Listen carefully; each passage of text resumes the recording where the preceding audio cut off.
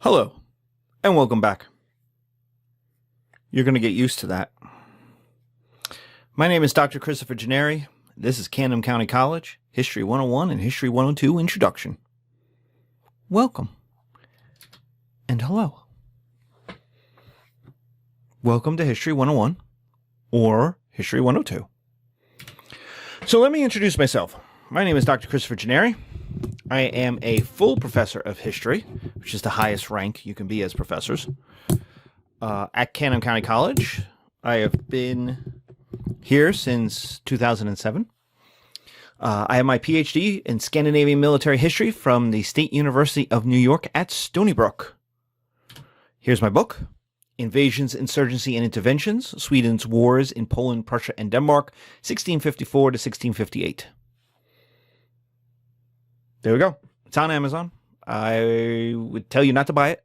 There's no reason to buy it unless you're interested in Scandinavian wars, but it's there. So all that is there to show you that I'm real and I know what I'm talking about. So,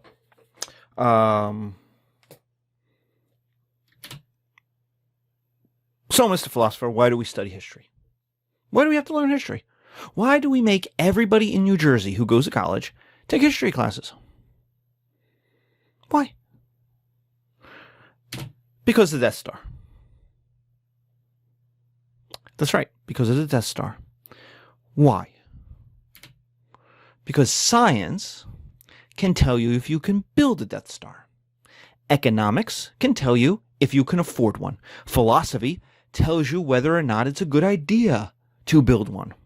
Public speaking can teach you how to persuade people to let you build one. Computer science can tell you how to program all the apps to run the Death Star.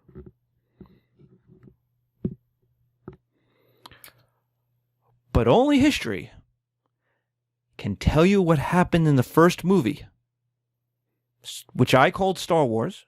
That's what I knew it as. It then became Star Wars Episode 4, and then became Star Wars Episode 4, A New Hope. So I just called Star Wars. But the first movie, whatever the first movie was. Well, what happened? What happened to the Death Star in the first movie? It blew up. Boom. Luke Skywalker, with the help of Han Solo and Chewbacca, blew it up.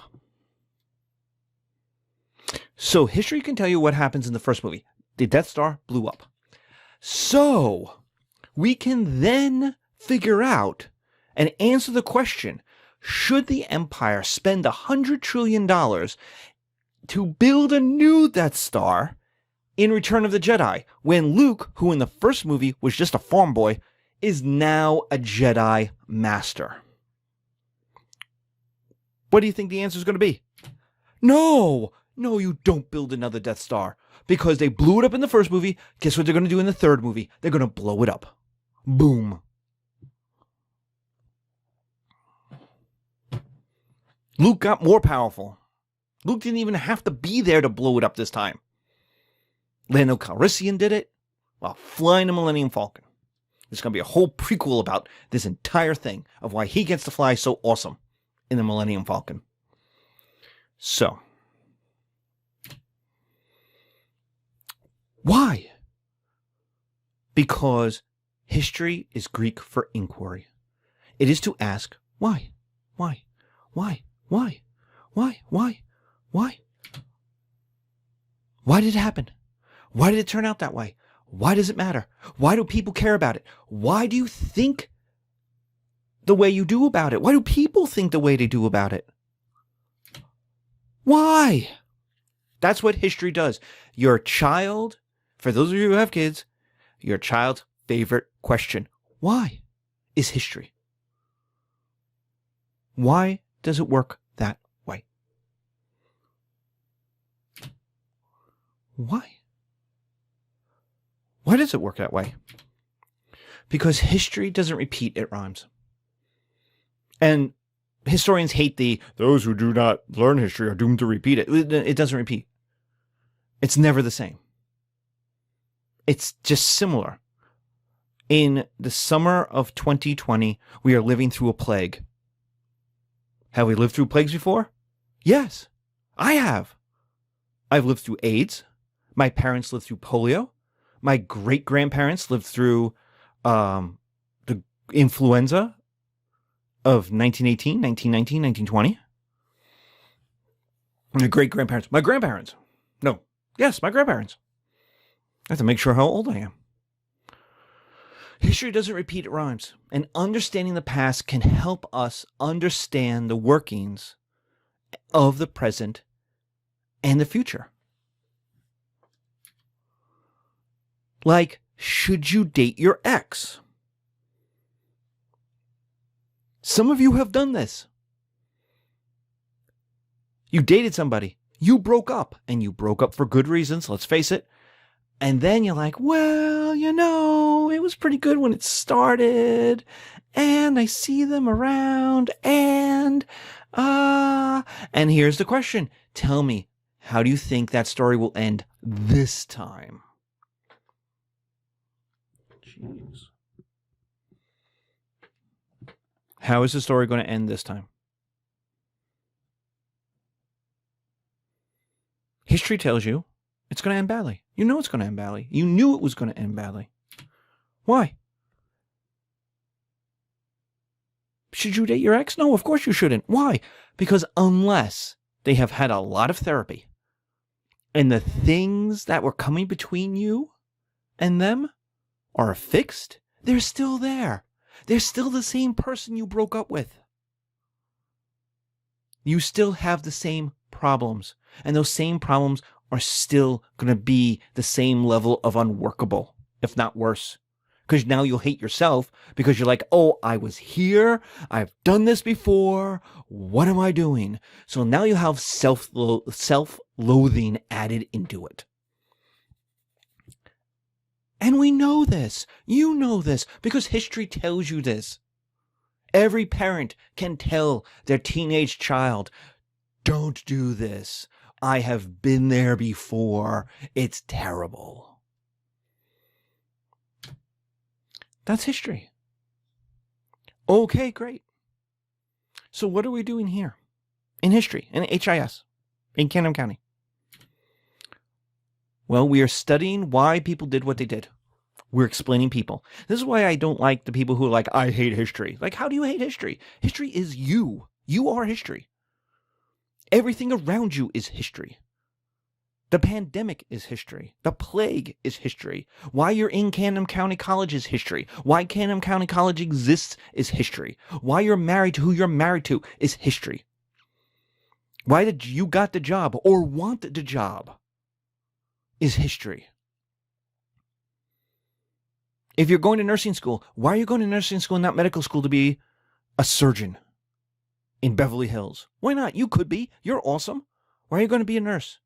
It's a perfectly excellent job. But that's history. People are history.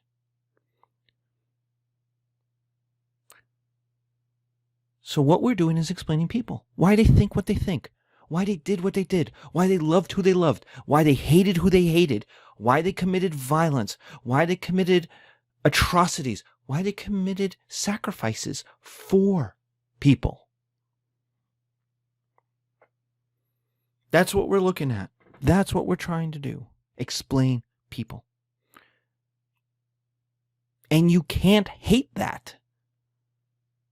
Because you're a person. And you live with other people. And you're constantly trying to explain other people. All of high school is you at your locker with your friends for hours talking about other people. History is the most fascinating subject you have been a part of because that's what you've been talking about when you're trying to figure out why Billy is such a jerk. 2, we're learning how to see connections. This is not memorization of names and dates. Now, I don't like people who say I hate history, but I do totally respect the people who say I hate names and dates. In fact, that's what I'm going to tell you you hate. You think that's history. That's not history, because history is the why part, not the names and dates. Columbus sailed the ocean blue in 1492. Who gives a shirt? No one cares. It's something you had to memorize. My question, our question, is why? Why in 1492? Well, it had to do with the sack of Granada and the end of the Muslim kingdom that had been in Spain since 711. For 700 years, Spain was a Muslim country. And for 700 years, there was the Reconquista, and that didn't end until 1492. And the money and the ships that Columbus would sail with were paid for by the victory over the Muslims. Why 1492? Why not 1488? Why not 1388? Well, part of this has to do with the Mongol conquest of the Middle East and Central Asia. But that part is never a part of it. It's what happened in 1492. Now, we'll deal with names because there are some incredible characters. And we'll deal with some dates because you got to have a kind of general idea of when things are, at least in relation to other things. But there is not, I don't think, a question where I'm like, in what year did X event happen? 1066, 1067, 1068, 1071. Like, no. You're going to get a lot of questions that are, why is it important? What is the effect? Those are our questions. Why did it matter? Why did it matter? The Egyptians built a pyramid. So what? Who cares? That's what we're trying to answer, is why they built the pyramid, why it was important to build the pyramid. What did people at the time think about building the pyramid? Why did they build a pyramid? Why were people willing to build a pyramid, to go out in the summer heat, in the sun, and work for 10, 12, 15 hours a day, moving stone? Why? That's what we're here to do. That's what we're here to discuss. Why people do what they did. Because we know what they did. And we're trying to understand why. What was their motivation? Why, in the middle of a plague, are people like, F it, I'm going to the Jersey Shore and I'm going to walk on the boardwalk? There's a disease that is murdering people, has killed 90,000 people, and tens of thousands of people are going to say, hey, it's Memorial Day weekend. I want to barbecue and be at the shore. And I don't care about a disease. I'll wear a mask.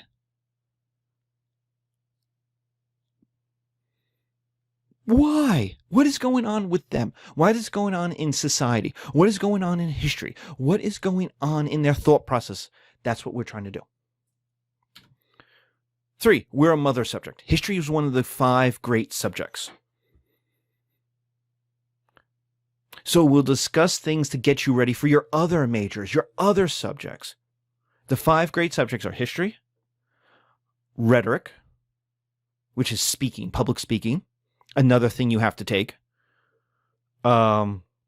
philosophy, which is essentially science today. We'll talk about this when we hit the Greeks, but they didn't have the math for science the way we have science. So they had philosophy. Philosophy was logic. If this, then that. And that's science. It explained the world. Right? Gymnastics. Making your body. It was preparation for war. So it was, for gymnastics was preparing your body for war, and then writing, grammar, literature, reading and writing, so that 1, you could appreciate great art, 2, you could read everything, you could participate as an adult.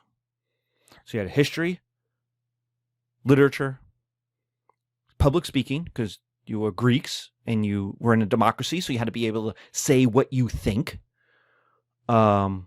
Gym, so you had a sexy body ready for war.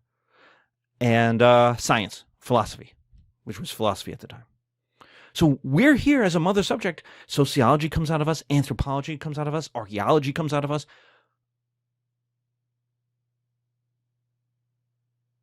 History gets you ready for your other stuff, your second year, your third year, your fourth year stuff, because it teaches you the thinking that will go into those things.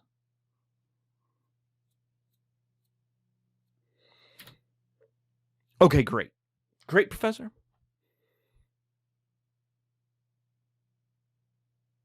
But I don't care about any of that. I'm here to graduate, get a job, and make a shirt ton of money. Great.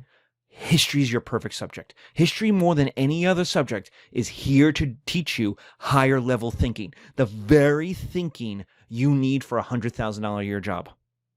We are here to break you of your high school habits of memorization. We are here in history more than any other topic, to get you ready for that 100,000 year job. Because you take a look at bio, you take a look at your sciences, you're still memorizing stuff. You have to.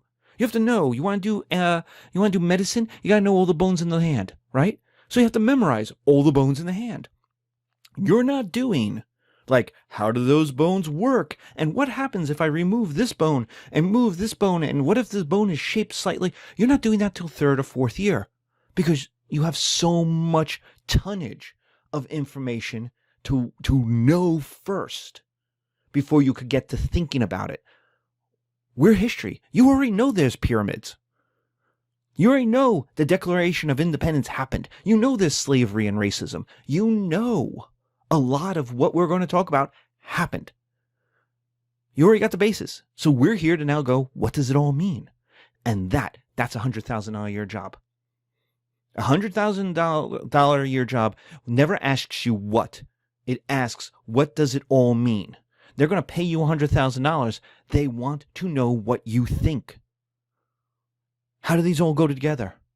What does it all mean?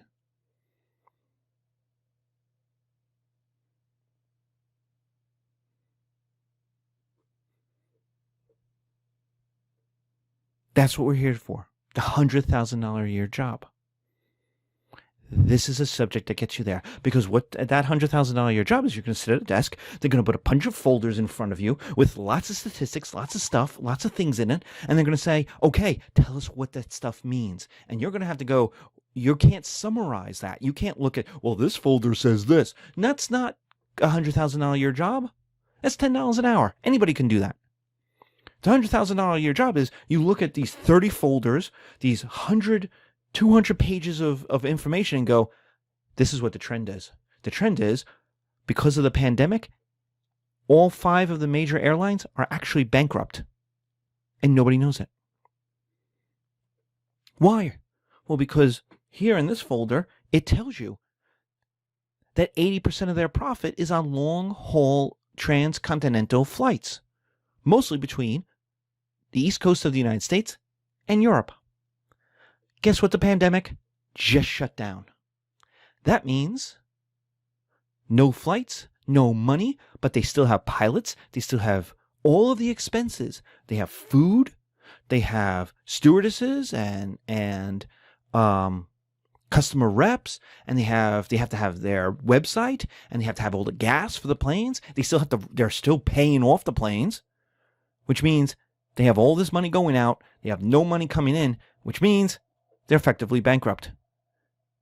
And 2 weeks after the transoceanic flights were ended between New York and London, Warren Buffett sold all of his airline stock.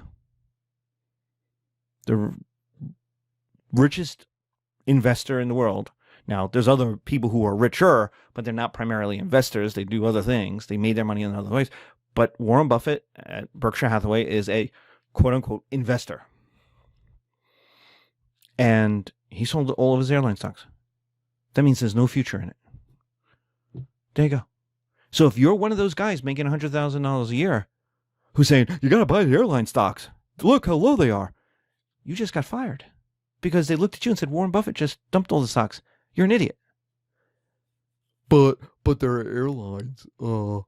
I like flying Atlantic, and American Airlines has nice parfaits in first class. Yeah, no. That's what we're here to do. We're here to take all this information and then boil it down to what does it mean. And that's the hardest part.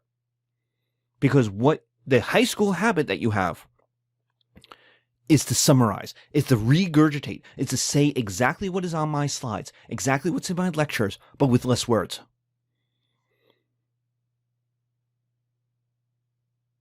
Why did they build the pyramids?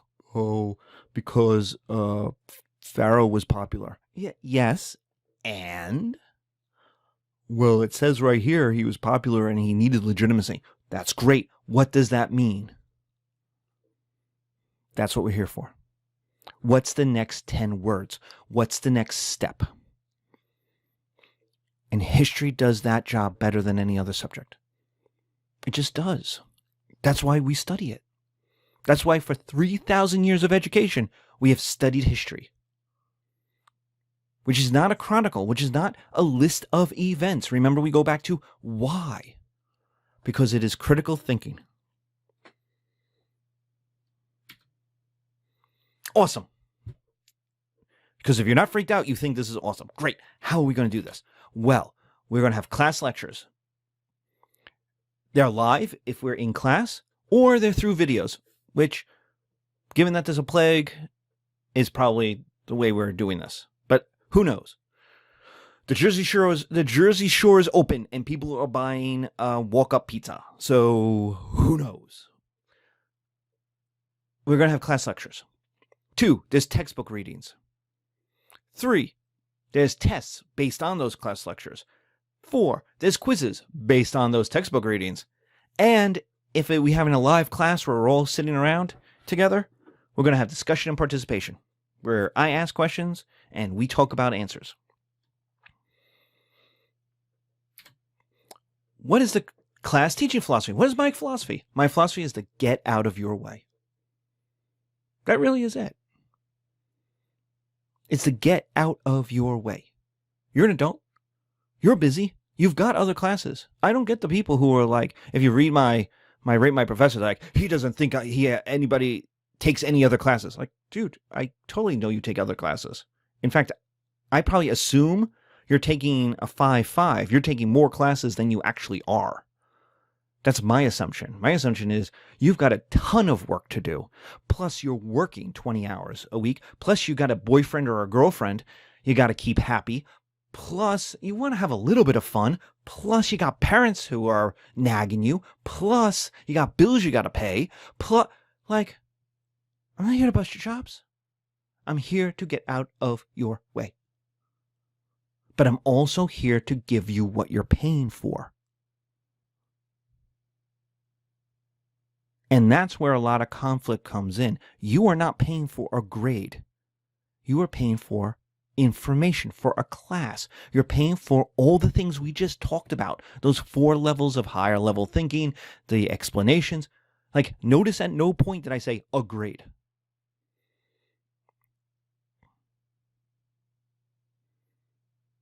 Because that's not what you're paying for. That's not what you're paying me for. Oh, and let's get this out of the way right now. You don't pay me. Like, the state, the county, and the school pays me. You pay the school. The amount of money, because I will have students who will be like, I pay your salary. Yeah, no, you don't. You pay about $2 of my salary. You want the $2? I'll give you the $2. I don't owe you. You paid the school. The school's paying me. And that's good, because if we had a different relationship, then we would have a different relationship. But what you're paying for is the information.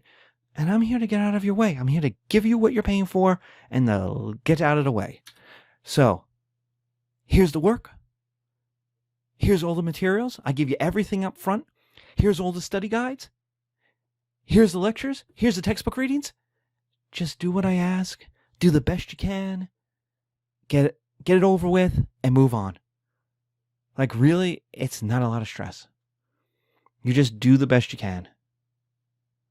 Don't worry about it. Nobody cares. Nobody in your entire life will ever care what you got in first-year college history. When you graduate, your GPA goes back to 0.00. It just says you got a BA. Congratulations. On your transcript, it says you got a BA. Woohoo! That's all you have to have. When you transfer, they don't transfer your grade. So your grade goes back to 0.00. You start from scratch. Nobody will ever care. I have done many jobs in my life. Nobody has ever asked me how I did in sophomore psychology. Nobody. Nobody. They ask two questions. Can you do the job? And can you get along with the people who are here? That's it. That's all a job needs. Those two things. So don't stress about the GPA. Get the information and the grade will follow. And realize you got a lot of stuff going on. This is the hardest semester anybody could take. This spring 2020, summer 2020, fall 2020 is the hardest semesters anyone could have taken since 2007, when the economy was literally destroying itself every day.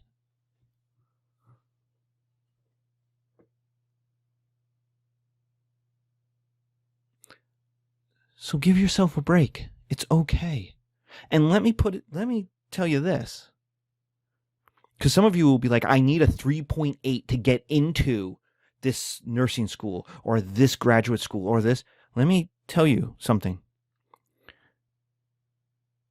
If that school denies you because you got a C in first year history, that's not a school you want to go to, because that's not a school that really loves you, that wants you, that wants to improve you, that wants to make you into something.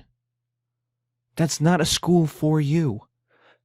Do you really want to be in a program that thinks that little of you, of your abilities, of your total personhood? Really? Is that really what you want? It's not. And I've seen it. I've had students scream at me that they need a B. And then they come back 5 years later and I'm like, how was nursing school? And they go, oh, I dropped out. It wasn't for me. Well, thanks. But, remember 5 years ago when you screamed at me about how you needed a B? And you got the B because you earned the B. I didn't give you anything. You earned the B. But you were so worried that you screamed at me. And like, yeah, it wasn't, it just wasn't a fulfilling place. I have had that happen.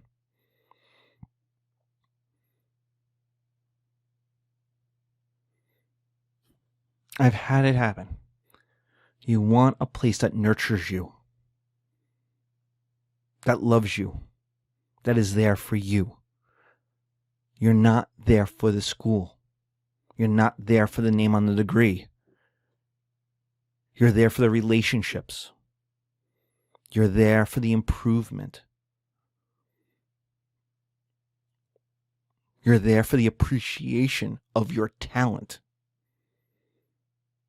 So don't be obsessed with the grade.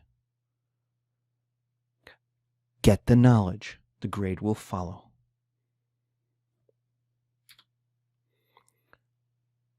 Here's some questions I get, so I might as well deal with them now.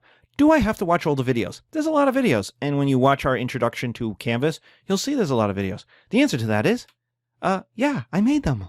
Why do you think I made them? You think I'm just going to make videos you don't have to watch and just put them up there? Like, that's a waste of your time. Now, you can do whatever you want, but the tests are based on the videos. And the video lectures are the equivalent of going to class. Like, they're the class. So it's 3 hours a week times 15 weeks. That's 45 hours of material. It's literally what you're paying for. So just like you can skip class, you can skip the videos, but there's a consequence to that. We're adults. We all know there's a consequence to that, and that's okay. That's your choice, and I respect your choice. But your choice is not my problem. I respect your choice. I really do. But don't yell at me and be like, well, I don't have time for all the videos. Well, you signed up for the class. You knew the class was a 15-week 3-hour-a-week class for 45 hours. Like, if you're signing up for summer, you're doing that at double speed, triple speed, 2.5 times speed, because it's 6 weeks instead of 15 weeks. I think that's hardcore metal. That's heavy metal AF, man. I'm very impressed by you. My winter students, my summer students, my 7-week students, dude, that is a hardcore class, man. That's hard. It's a hard class anyway, because it's so much information. It's not hard to do. It's just hard because it's so much knowledge. We're doing like 6,000 years of history in 15 weeks. And now you're going to boil it to 6 weeks? Like, that's like Usain Bolt sprinting level. So don't trip, because if you trip, the whole race is over. And that's hard to do. It's hard to keep up. It's running your engine in the red zone. If you have a car with RPMs, you know what I'm talking about. You can do it for a while, but not too long. You'll burn out your engine. You'll burn out your tires. It's hard. Haven't you watched The Fast and the Furious? All right. Do you have to read all the chapters? You can do what you want. But the quizzes are based on those readings. And they are very specific on what chapters the quizzes are on. So, like Newton taught us, there are reactions to every action. If you don't read the chapters, you probably won't do well on the quizzes. It's that simple. Okay, you got it. How does this all work? Well, the class is divided into thirds. And there are 2 quizzes per third. Online classes have a syllabus quiz too, because one, I need to know that you read the syllabus in when I'm meeting with students in class. Like, we could go over the syllabus in class. Here, online, I don't know if you're reading it, so you have to have a syllabus quiz. So you have a syllabus quiz. It also tells me who's attending very quickly. Like, within the first week, you have your syllabus quiz. It's an easy 100 or 90 to 100. It's easy. You move on. I know you're attending the class. I can tell the school you're attending the class, and everybody just keeps working, right? Then there are the tests. So there's 2 quizzes, maybe a syllabus quiz, then 2 quizzes, then tests. If you're taking the class in vivo and we're seeing each other in real life with our eyes, there's 3 tests. There's 3 days, and there's a test on one of those days, right? Online, there's 10 to 12 tests. Whoa, Professor. You serious? 10 or 11 tests? Well, hold on. Yes, there's 10 to 11 tests. But those 10 to 11 are similar to the 3, but they're broken up into topic parts. It's the same meal. But instead of eating all the food of the meal at the same time, like my college days wonderful garbage plate, here's a picture, Nick Tahoe's garbage plate from Rochester. I went to college up in upstate New York, and there was many a Saturday when we took the 3 a.m. drive to Rochester to get a garbage plate on a Saturday night, Sunday morning. And you get this thing, it weighs about 2 pounds, and it's awesome. And it is everything on one plate. It has got to be 10,000 calories. God knows what it is. I don't even want to look it up. I don't want to know how many Weight Watchers points it is.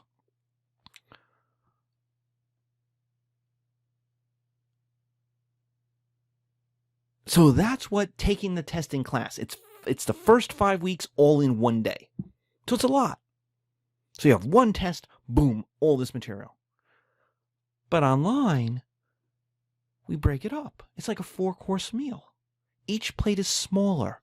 It's done sooner. It's more concentrated. It can also be done in any order. You don't have to go appetizer, then salad, then entree. You can have the salad first. You can be, waiter, garçon, can I please have the dessert first? And they'll say, that's kind of crazy, man. But you can, because it's separate from the other things. You could also spread it out over a longer period of time. You could have your appetizer, and then when you're having a nice conversation and the waiter comes over and goes, would you like your entree? You go, whoa. we'd like to have a drink. Can we have just like 15 minutes extra? We're just having a great time. And they'll say, yes. Yes. You could have a mid-bratif, a drink in the middle, between the things. Sure. Because you're just enjoying it so much. But, like our tests and like our meal, once you start, like tapas, you got to finish it. Once you got the plate in front of you and you've taken the bite, you can't be like, all right, now I'm going to hand this to you, waiter. I'll come back to it in about 45 minutes. You just keep it. No. You got to finish it. Once you start it, you got to finish. So the 3 tests are equal to 1 class period each. The 10 to 11 tests are equal to about half an hour, give or take each. And that's if you take all the time for it. So you see that the 10 to 11 is the same thing broken up into constituent parts. Smaller, more concentrated. It's easier to study for. It's easier to be prepared for. Test 4 is in 101, the Hebrews. That's it. It's those 2 lectures. Boom. Hebrew politics, Hebrew war, Hebrew culture. Boom. So it's concentrated. But there's more of them because they're the different topics. Do you see how this works? So they're the same. Now, if you're in class, if we're looking at each other in vivo, and you're like, well, why can't I do 10 to 11 tests? Well, it's because we only have 30 classes to meet. We have to do the actual topics. Like, it's the limitation of being in class. The awesomeness of being in class is the discussions. We get to talk about it. We get to work things through. We get to do acting, and we get to do plays, and we get to have long discussions about things, right? The negative is there's no time. The disadvantage of online is you can't do any of those things. Really? Have you tried to have a Zoom meeting? Come on. But the advantage is you've got time. You want to take my class at 3 a.m., you go right ahead. You want to take the test at 2:30 in the afternoon after you've had a nap, you can do it. Nobody's going to stop you. All right, Prof. I've got questions about the textbook. I know. There's a whole nother video about that. It's complicated, and I need extra space to talk about it. So this is the intro to the entire class. When you finish, you'll go to the textbook video next, and that will explain the textbook issues. Okay? That's how it will work. Okay, cool. Anything else? 1. And this is rule 1 of the class. No one gets screwed. There's no polite way of saying that, by the way. I mean, there's just not. Nobody gets screwed in this class. Everyone gets equal treatment. Do what I ask and we're cool. Now, does that mean you will always get what you want? No. Because I have to be fair to everybody. There are 40 people in this class. I have to be fair to them. I have to be fair to everybody. But nobody gets screwed. Your grade is based on your work. That's what it's based on. It's not based on your personality. It's not based on our relationship. It's not the people I rate my professor. He chooses favorites. No, I don't. I really don't. You can't choose a favorite. How do you choose favorites? You know who my favorites are? People who make my life easier. People who make my class nicer and better. And you know who those people are? People who enjoy the class. It's like your wife or your husband, the person you married. Do you know why you married that person more than some other boyfriend? It's because you liked that person, and guess what? That person liked you. Why don't we all marry the people we dated when we were 14? Why? Because those were terrible relationships.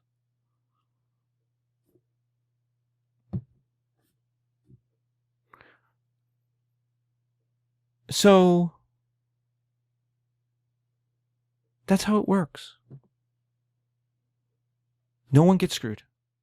You all get You don't get necessarily what you want, but you get what you earn. And the system won't hurt you is the point. No one gets screwed. I am here to evaluate your work and to help you get better. That's my job. That's what you're asking me to do. That's what you're paying the school to pay me to do. So just do what I ask and we're cool. You have questions? Ask questions. You need help? I'm here to help. Everyone gets treated equally. That's not treated the same. They get equal treatment because you know what's going on in your life. You know not everybody is the same. I've got people who have $5,000 desktops who can take this class. I got people who have to take it on their phone. So my tests have to be equal to both people. So you can do it on both things. The videos have to be available. So that's why they're on YouTube. So that anybody can watch them.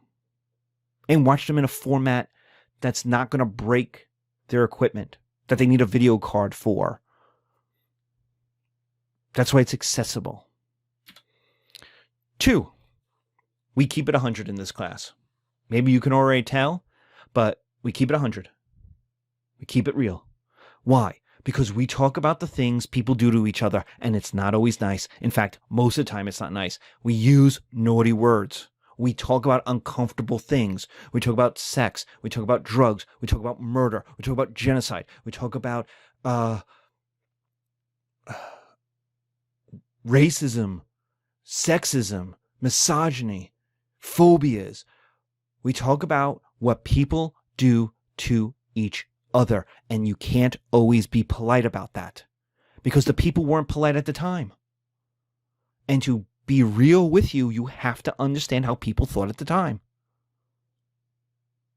How do you murder an entire people? Well, not by being polite, man, and not with harsh words. Not with strong language in adult situations.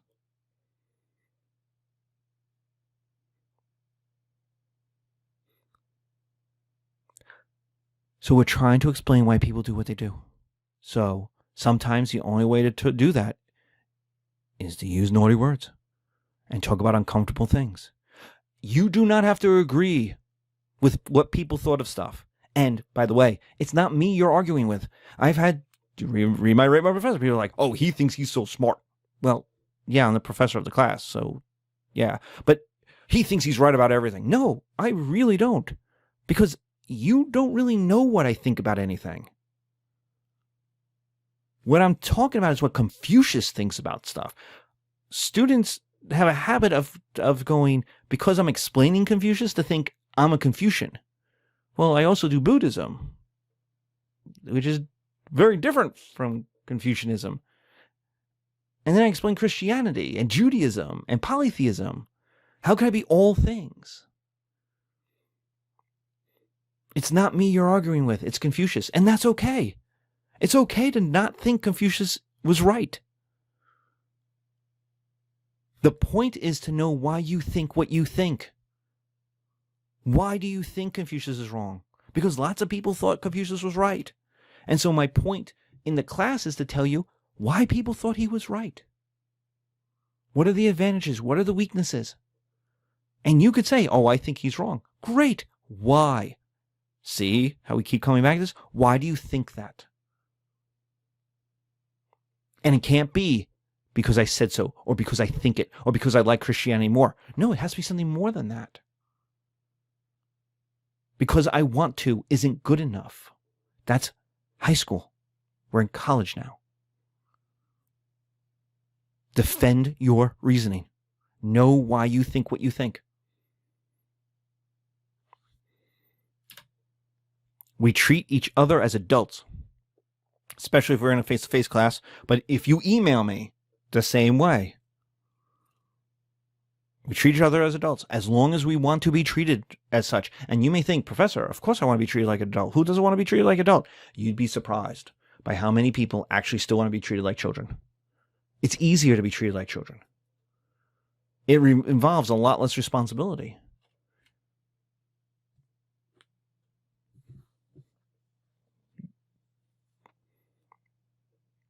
But I will treat you as an adult as long as you want me to treat you as an adult. That's how that works. Every person and people in this class and their ideas are valid and worthy of dignity. All of them. In this class, everybody is right. Every belief system is right because we take them from their own perspective. Except fascism, because fuck fascism. Woody Guthrie told us that the guitar, this machine kills fascists, and Johnny Cash backed it up. Because fascism is an evil system. Also, as a PS, as an aside, communism and fascism are nothing alike. This is an internet thing. I have friends that do this, and it's like, it drives me nuts because they are opposites. They, in fact, hate each other's existence. So never say they're the same. Never say the communists are fascists. It's wrong. It's what alt-right incels are wrong for repeating it. It reflects an ignorance of politics, economics, sociology, history, and above all, basic facts. You're retweeting, you're respeaking a meme of ignorance. That doesn't mean communism is an awesome system. But they're not fascists.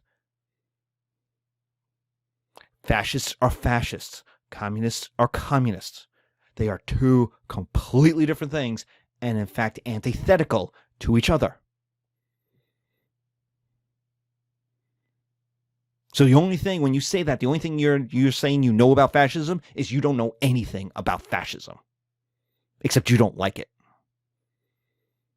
So congratulations. You can tell this has been a thing. But this is a thing. Don't do that. Hate communism. Hate fascism. But they're not the same thing. Rules: don't cheat. Don't plagiarize. Don't claim someone else's work as your own. Don't lie. I have heard it all in the last 20 years of teaching. These are the mortal sins. Don't lie. Don't cheat. What are you getting out of it? Are you getting a grade? Like, dude, I really don't care.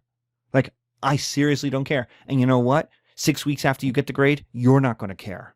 Because when you go to another class and they go, okay, let's talk about the analytical structure of this, you're going to say, oh, I don't know that. Well, how did the cheating help you? We taught analytical structures. And now, because you cheated, you now can't do it in your next class. So are you going to cheat there too? So you're paying good money to cheat? Like,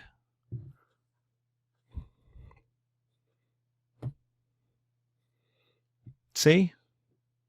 Don't plagiarize. That's using someone else's work as your own. Like, these are the mortal sins. And don't lie. Treat me with respect, and you'll earn my respect. You may not get what you want. You may not get the answer you want, but you'll earn my respect by being honest. And that, if you don't think that matters, then I can't help you then, because you don't respect my opinion of you. So then what does anything else matter? But you'll earn my respect if you're just honest. You're forthright. You say, look, professor, this happened. This is what's going on. What can I do? And I'll say, great, let's work it out. All right, so first test is over. It didn't work out. Let's talk about how we can improve, blah, blah, blah, blah, blah. But you cheat, you plagiarize, you lie. Then, dude, why am I going to spend any time? Why are you going to waste my time? You obviously don't respect me. You don't respect the class. You don't respect the knowledge. Like, what are we doing? You want to do theater? Like, dude, I'm too old. You've got too much stuff to do, and I'm too old, and I get paid no matter what. So why don't we just be honest? and work it out and help. If you've got a problem, contact me. Email me. Don't wait till after. Before. Hey, don't tell me 3 days after the test that you didn't take. Oh, I had to work. You knew you had to work. Even if you got called in that day. Hey, quick email. Yo, prof, I just got called in. I'm sorry. I can't take the test. What can I do? Don't worry, I'll get back to you. But I can deal with it before it happens. But afterwards makes everything complicated. If you have a problem, like your computer freezes, take a video. Take some proof. Show me. Prove you're not lying. Now, you don't have to go to extreme, extraordinary things, but you gotta prove you're not lying. Give me some proof, and then there's absolutely no problem. Just give me some proof. Do you know what I mean? So, especially if your problem is with me. If you have a problem with me, that's great. I'm sorry, but that's great.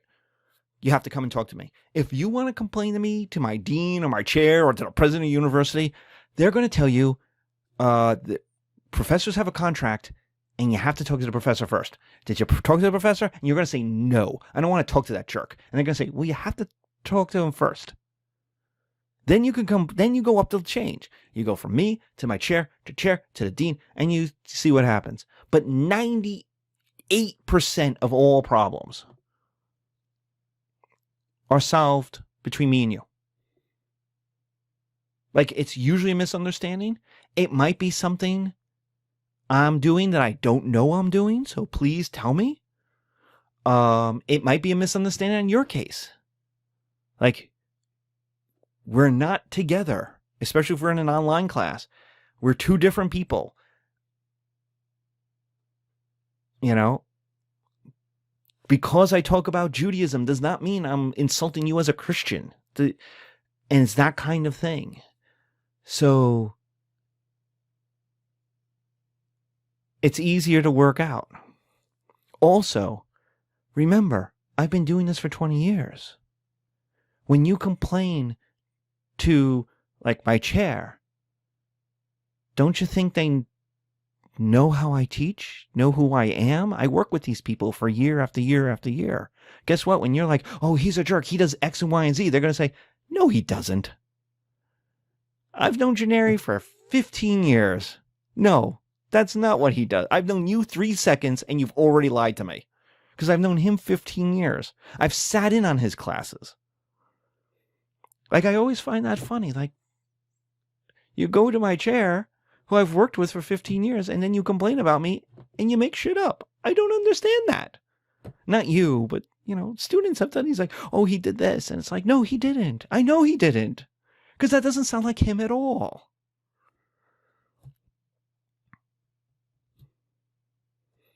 Right? And it's just so you could get a B, and that it just upsets everybody. Because it's always so transparent. It's always about the grade. It's almost always about the grade. And guess what? I'm the only one who can give you a grade. So you have to deal with me anyway. Like, nobody can change your grade. This isn't high school where the principal can go into your computer and go, oh, he actually had an A. Like, it doesn't work that way.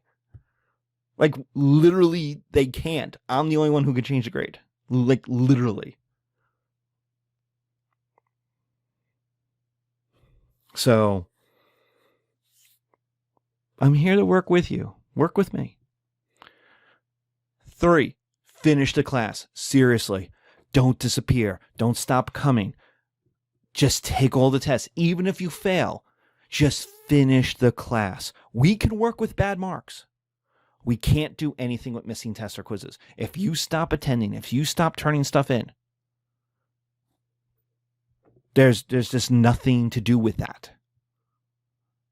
That grade becomes an NA. It becomes an F. At this point, it probably becomes an NA, which is a not attending. But I mean, like, dude, you're paying for a grade. You're paying for credit. Like, finish the class.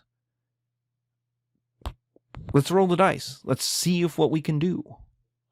But if there's no grades, there's nothing anybody can do. You see what I mean? I trust you to be awesome. I do. So don't be a jerk. Don't choose to be a jerk. Choose to be awesome. And have fun.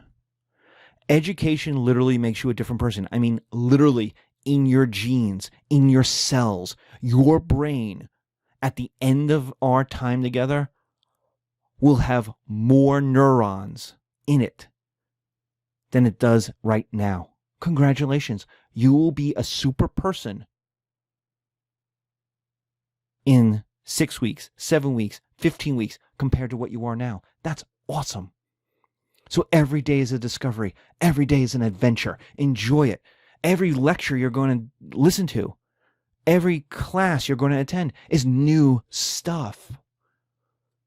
Get something out of it. Enjoy it. You get the class you want. Boring students equal a boring class. My question to people who have complained about my class, and they go, you know, Professor, you have a boring class. My question always is, what did you do to improve it? I look at your participation marks. You didn't participate. So, okay, I was boring, and I'm sorry. But what did you do to make it better? What did you contribute? Boring students equal a boring class. And let me tell you, I have had classes where nobody speaks. And it's awful. As the professor, it's awful. I can do the song and the dance. But if the theater is empty, who cares? Awesome students make an awesome class. So choose to be awesome. Choose. Every day you wake up and you choose who you want to be. So choose to be awesome. That's not always the easiest thing. We all don't do it. But try. Try your best. And it will be better than most. Choose. All right, ladies and gentlemen. If you got this far, congratulations. You've seen how the class works, right? It's a bunch of slides. It's me talking. We go through the information. That's how we do things. That's how we're rolling. So you've had your first class. Be safe out there. Stay healthy. Avoid large crowds. There's a plague still. Get yourself as many masks as you can. Get yourself some gloves. Wash with soap. Avoid other people if you can. Be careful.